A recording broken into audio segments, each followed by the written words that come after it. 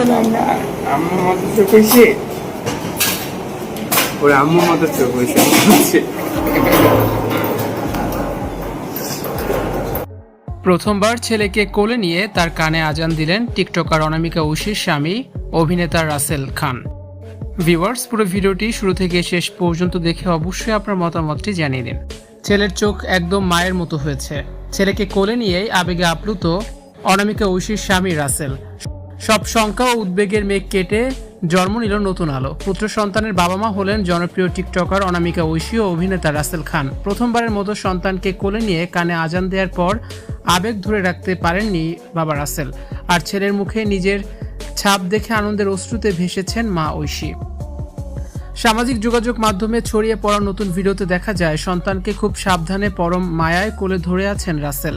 কান্না ভেজা গলায় আনন্দের হাসি হেসে তিনি বলেন, ওর চোখ একদম ওর আম্মুর মতো হয়েছে।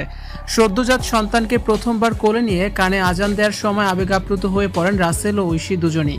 এতদিন ধরে চলা ভয়, উৎকণ্ঠা আর অপারেশনের আতঙ্কের পর এই বিশেষ মুহূর্তটি তাদের জীবনে নিয়ে এসেছে চরম তৃপ্তি।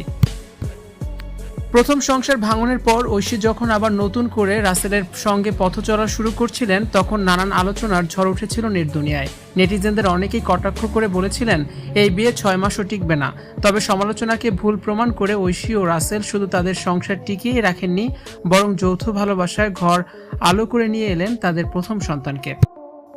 প্রথমবার সন্তানের নিষ্পাপ মুখ দেখে ঐশীর চোখ থেকে বয়ে যায় আনন্দের অশ্রু। যে মানুষটিকে নিয়ে এত সংশয় আর নেতিবাচক চর্চা ছিল, আজ তার মা হওয়ার সুন্দর রূপ দেখে মুগ্ধ ভক্তরাও। সামাজিক যোগাযোগ মাধ্যমে এখন শুধু এই নবজাতক ও নতুন মা বাবার জন্য শুভকামনার জোয়ার বইছে।